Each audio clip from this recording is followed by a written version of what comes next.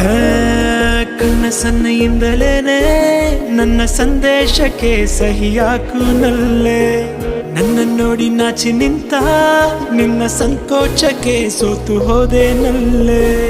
ಸುಕುಮಾರಿ ಸಂಗಾತಿಯಾಗಿ ಆನಂದ ತಂದಾಯಿತು, ಸರವಾಗಿ ಸಂಪೂರ್ಣವಾಗಿ ಹೃದಯ ಬಸರಿದಳು. ಸನಿಹ ಸೆಳೆಯುವ ಸೆಳೆದ ಸುಂದರ ಹರಿದು ಹೋಗಲೇ ನಾನಿನ್ನಲ್ಲಿಯೇ, ಖುಷಿಯ ಕಂಪನ